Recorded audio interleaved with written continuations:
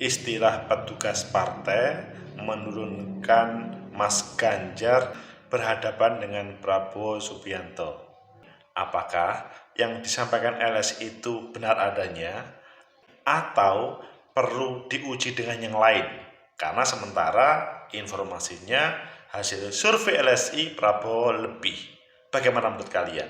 Menurut analisis saya,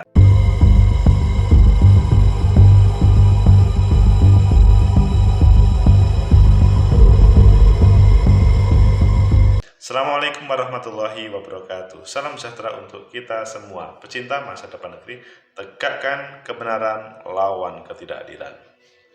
Istilah petugas partai menjadi tema yang diperbincangkan setelah hasil survei menampilkan Pak Prabowo di atas, ketika Mas Ganjar dengan istilah petugas partai selanjutnya di bawahnya Pak Prabowo. Ayo kita baca di beberapa media, selanjutnya nanti kita kupas.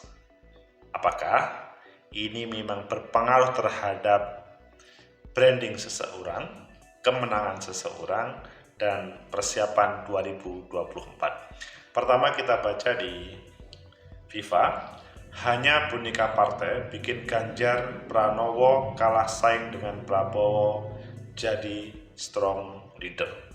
Judulnya menarik di Viva. Kemudian di CNN Indonesia, LSI julukan petugas partai lemahkan Ganjar di hadapan Prabowo. Oh, ini hasil survei kata LSI. Dan yang ketiga di Republika, partainya dukung Ganjar, pemilih P3 justru lebih banyak dukung Prabowo. Ayo pilih yang mana, semuanya saling terkait. Meskipun kita pilih di CNN, lainnya kita menjadi tambahan. CNN Indonesia, LSI, julukan petugas partai, lemahkan Ganjar di hadapan Prabowo Subianto. Peneliti lingkaran survei Indonesia LSI, Denny J.A.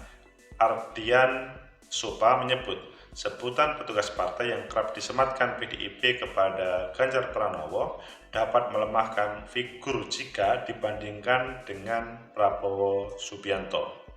Pasalnya berbeda dengan Ganjar yang sebatas kader, Prabowo merupakan ketua umum Partai Gerindra.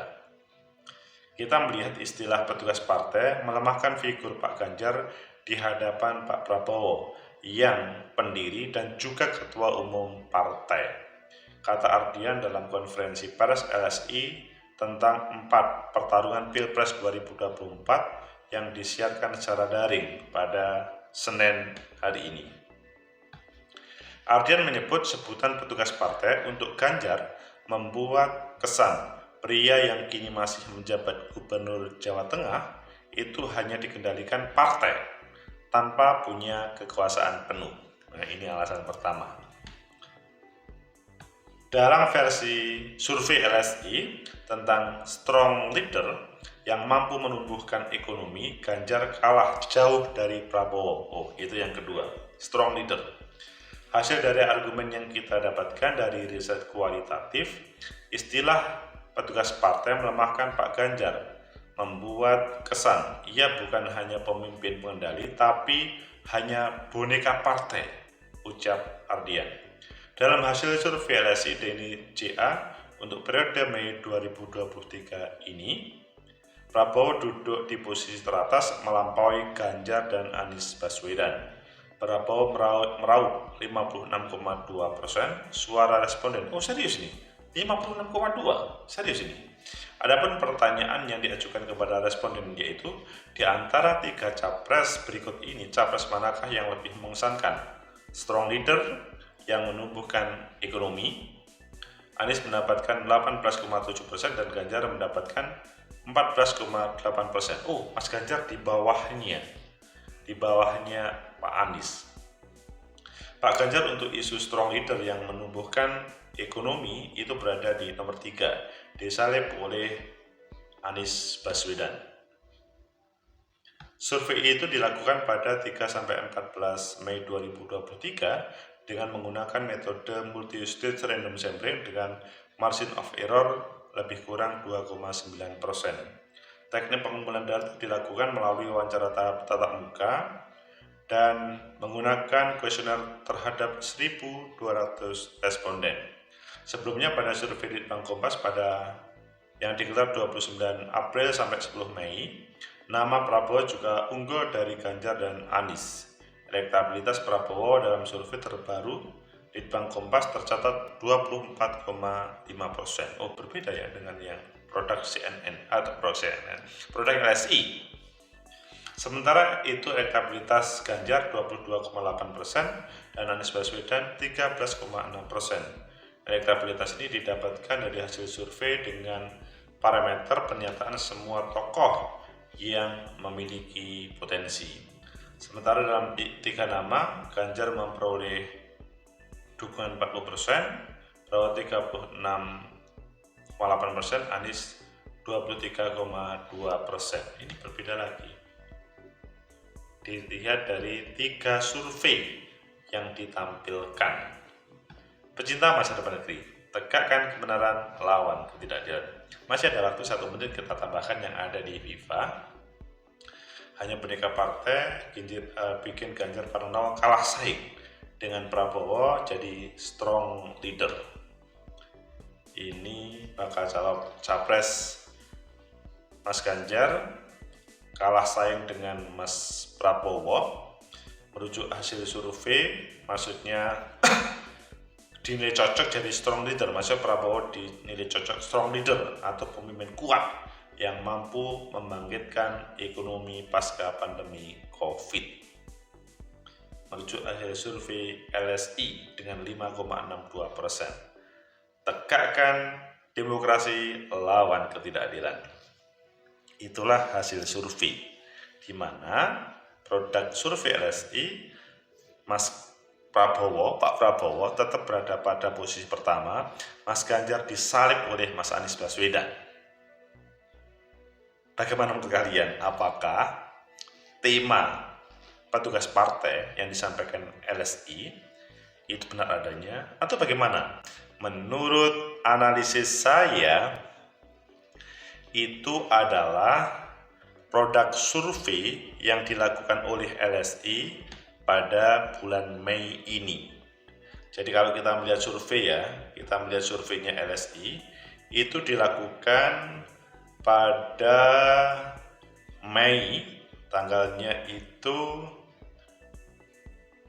10 Mei tadi, akhirnya endingnya 3-14 Mei. 3-14 Mei dengan menggunakan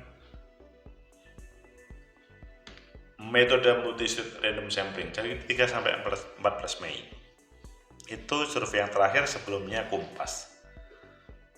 Jadi kalau menurut saya yang dilaksanakan oleh LSI itu survei sebagaimana yang dilaksanakan oleh Kompas, 3 nama ataupun lainnya.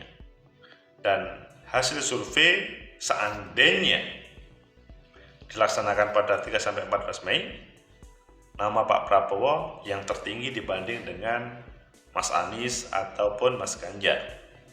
Mas Ganjar menyalip Mas Anies menyalip Mas Ganjar, ulangi lagi. Mas Anies yang menyalip Mas Ganjar. Meskipun pada survei sebelumnya berbeda. Tetapi sekali lagi, produk survei itu kita hormati saja, tetapi dia akan bertahan pada hari dan bulan yang pada saat itu dilaksanakan.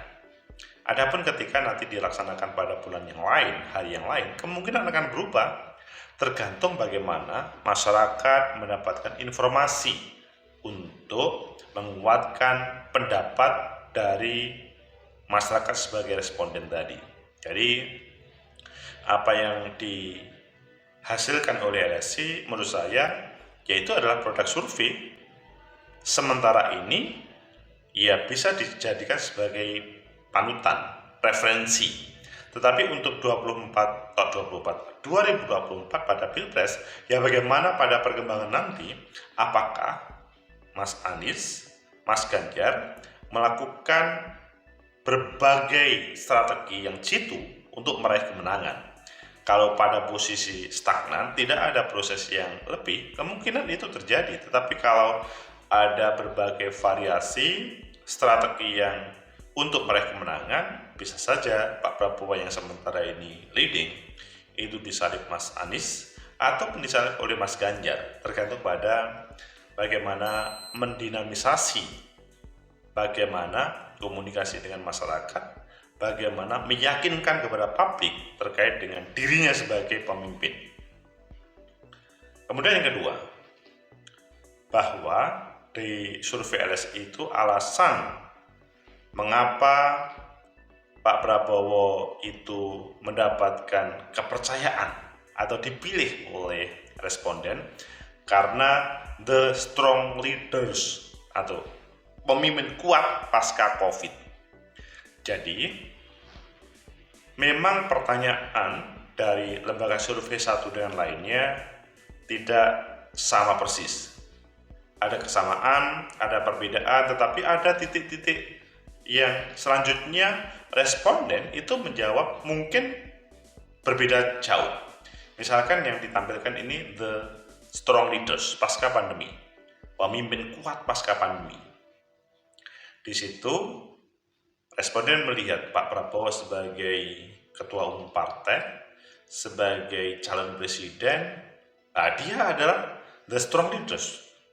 Begitu juga ketika Mas Anies Baswedan, posisi nomor 2. Mas Ganjar, karena dalam bahasanya LSI, petugas partai, maka posisi selanjutnya.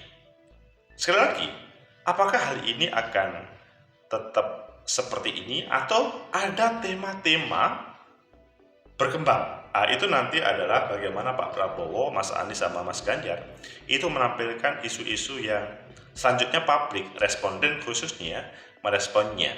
Karena the strong leaders dan dihubungkan dengan pimpinan partai, maka pada kesempatan ini Pak Prabowo yang menang. Tetapi sekali lagi, akhir dari keputusan pada Februari 2024, ya masyarakat akan memberikan suaranya.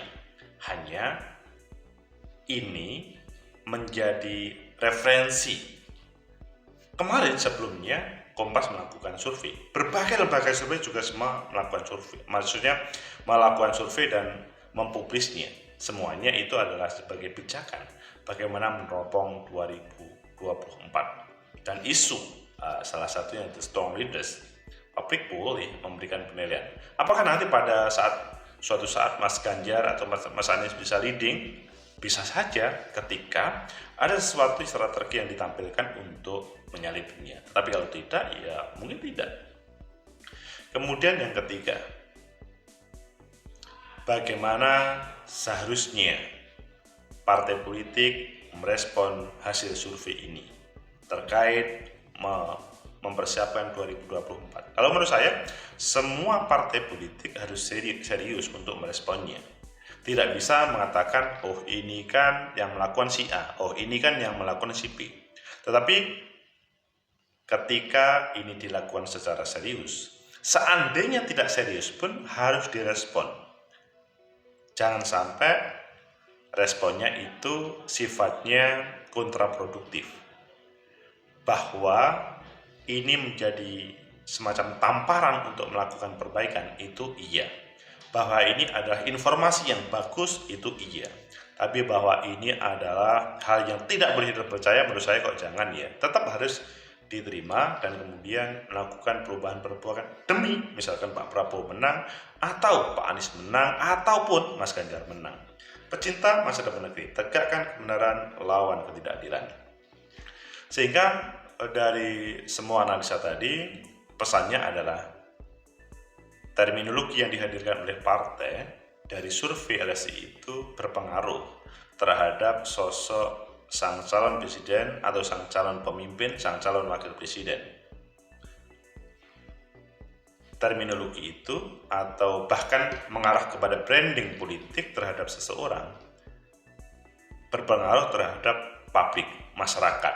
Sehingga menurut saya ya sudah saatnya Pak Prabowo menampilkan sesuatu yang lebih sehingga kemudian tetap leading, ataupun Mas Anies menampilkan yang bervariasi dan kemudian bisa mengambil hati publik.